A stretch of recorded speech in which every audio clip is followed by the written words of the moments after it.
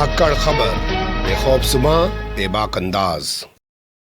धाकड़ खबर के news room से मैं आपके साथ हूं अकरम रईस खान। कल एक बार फिर से अपने चिर परिचित अंदाज में मुसलमानों को झंझोड़ते हुए असदुद्दीन ओवैसी ने एक बड़ा बयान दिया है। हैदराबाद की सरजमी से बोलते हुए असदुद्दीन ओवैसी ने कहा कि आज उत्तर प्रदेश में मदरसे तोड़े जा रहे हैं, मदरसों पर बुलडोजर चलाया जा रहा है और मुसलमानों का थोक के भाव वोट हासिल करने वाली समाजवादी पार्टी इस मुद्दे पर भी पूरी तरह खामोश बनी हुई है। उन्होंने जहां समाजवादी पार्टी की खामोशी पर सवाल उठाए, वहीं उन लोगों की भूमिका पर भी सवाल उठाए जो चुनाव के दौरान समाजवादी पार्टी की वकालत करते हुए घूम रहे थे और असदुद्दीन ओवैसी को भारतीय जनता पार्टी की बी टीम बता रहे थे।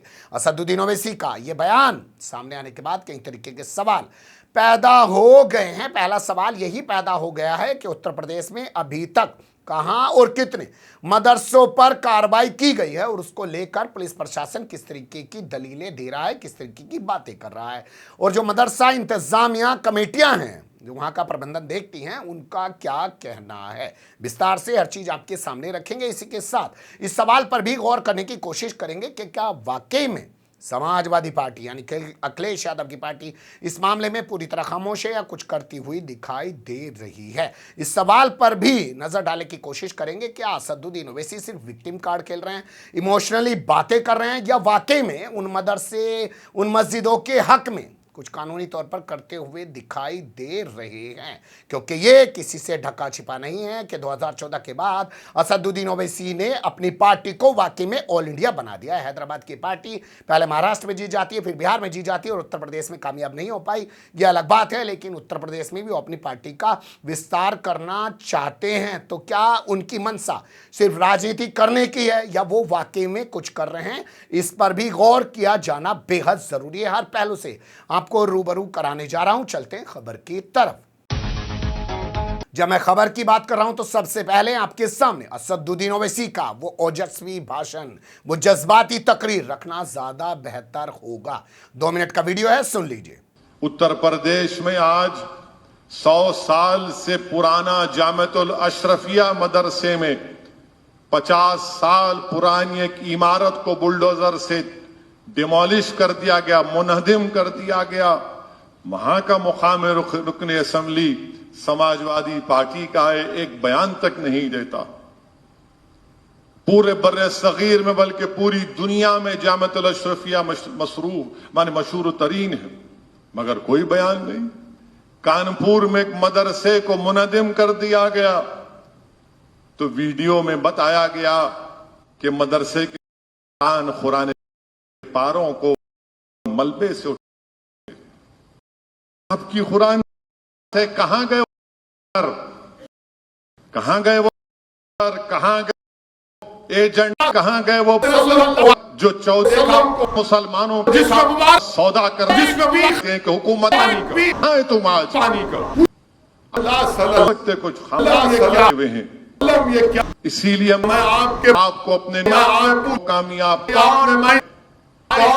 घर की या तो या चपरा कम से कम मुस्लिमीन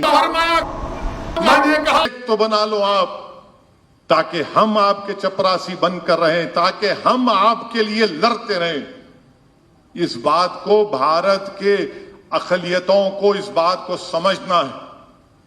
मैं जानता हूं कि मेरी इस बात पर बहुत से लोग चिराग पा होंगे, बहुत से लोग के पेट में दर्द होगा। मैं चाहता हूं कि तुम्हारे पेट में दर्द हो, बल्कि हमेशा तुम्हारे पेट में दर्द हो, क्योंकि तुमने मुसलमानों का फायदा नहीं किया, तुमने मुसलमानों का नुकसान किया। अगर तुम नेक नियत भी हो तो तुमको सियासत समझ में नहीं आती, तुमको जमीन पर क्या हो रहा नजर नहीं आता। सुन लिया आपने असदुद्दीन ओवैसी को। तो असदुद्दीन ओवैसी जहां समाजवादी पार्टी पर हमला बोल रहे हैं, वहीं सीधे तौर पर उन लोगों पर भी हमला बोल रहे हैं जो वकालत कर रहे थे समाजवादी पार्टी की या उनके खिलाफ बयान दे रहे थे विधानसभा चुनाव के दौरान। तो ये हुआ असदुद्दीन ओवैसी का बयान। अब इसके बाद बात कर लेते हैं कि उत्तर प्रदेश में कहां कहां और किन मदरसों पर कार्रवाई की गई है। तो पहली खबर ये मैं आपके सामने रख रहा हूं, जो आ रही है आजमगढ़ के मुबारकपुर से। यहां मदरसा जामिया अशरफिया पर बुलडोजर चलाया गया, उसके एक हिस्से को तोड़ दिया गया है, बाकी हिस्से को लेकर नोटिस थमाया गया है। इस तरीके की जानकारी स्थानीय पत्रकारों से हमारे पास आई है। कहा जा रहा है कि मदरसे का कुछ हिस्सा बना हुआ था नाले पर, इसलिए उसको तोड़ा गया। हालांकि मदरसा इंतजामिया कमेटी का कहना है कि हमारे पास पहले से कोई नोटिस नहीं दिया गया था। यानी अब तक तो मुसलमानों के नेता जो थे, बड़े बड़े जो तमाम चेहरे थे, उनके घरों पर बुलडोजर चलाया जा रहा था, उनके ऑफिसेज पर बुलडोजर चलाया जा रहा था, उनके द्वारा बसाई गई कॉलोनियों पर बुलडोजर चलाया जा रहा था। लेकिन अब सीधे तौर पर मुसलमानों के जो धार्मिक संस्थान हैं उन पर बुलडोजर चलाने की प्रक्रिया शुरू कर दी गई है। इस बाबत पुलिस प्रशासन अधिकारियों का कोई बयान हमारे पास नहीं है। वैसे मामला कई दिन पुराना है। इसके बाद हमने जब खबर सर्च की तो हमारे पास आई कानपुर की खबर। हमने अपने पत्रकार साथियों से बात की, पता चला कि कानपुर के घाटमपुर में स्थित एक इंटर कॉलेज है, जिसको इस्लामिया इंटर कॉलेज कहा जाता है, वहां पर बुलडोजर चला दिया गया है। आप तस्वीरों में देख सकते हैं पुलिस प्रशासन कैसे यहां पर बुलडोजर चला रहा है और तमाम निर्माण को ढा रहा है।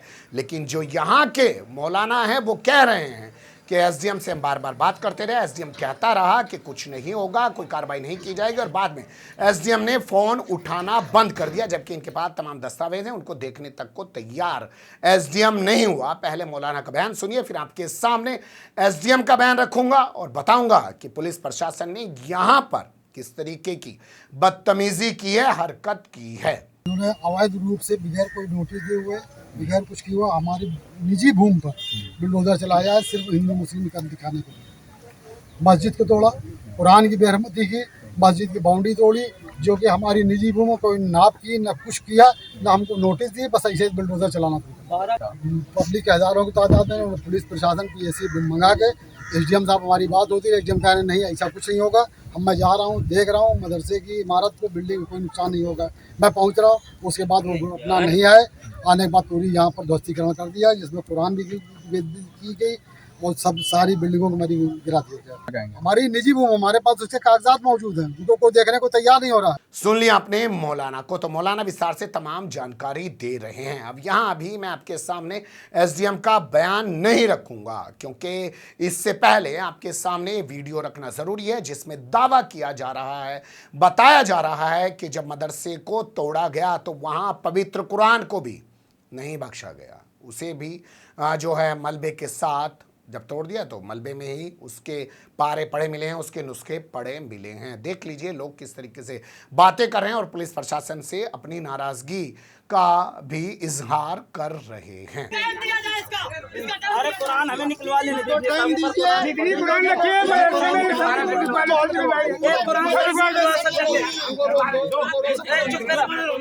कुरान शरीफ निकलवा, कुरान शरीफ निकलवा। ये कहाँ से निकली है? ये यहीं पड़ी थी, दबी थी, ये तोड़ा गया, वहाँ से निकली है? यहीं से निकली है, तोड़ा गया, वहाँ से निकली। हमें हमारा घर गिरा दिया जाए, हमें जान समाज दिया जाए, हमारी बेइज्जती बर्दाश्त नहीं होगी। किसी की बेइज्जती यहाँ नहीं की जा साहब रही ये है। खुला यहाँ पे पड़ी है, दबी है, सब उसके लिए तो हम लोग नहीं, जब ये पता था ये मदरसा है सर, जब ये पता थी मदरसा तो मौका नहीं देना चाहिए कि आप सामान अपना निकाल लो। शांति बनाए रखो बेटा, हटाओ। नहीं, शांति तो बनाए जब से। यहाँ पे देखो देखो, और वो किताबें अभी हटाओ, बच्चों को हटाओ, पहले बच्चों को हटाओ। मुन्ना चप्पल उतार के निकालो, वो देखो नीचे पारे पड़े हुए हैं, वो देखो।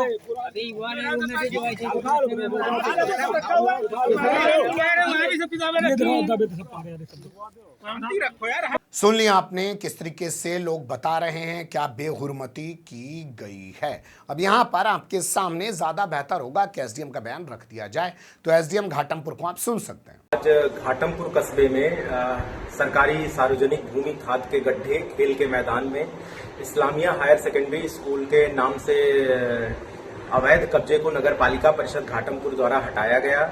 इस दौरान किसी भी प्रकार से शांतिपूर्वक ढंग से ये कार्रवाई संपन्न कराई गई और किसी भी प्रकार से किसी धार्मिक ग्रंथों के साथ छेड़छाड़ या किसी भी प्रकार के अपमानजनक कार्रवाई जैसी कोई भी घटना यहाँ पर कारित नहीं की गई है।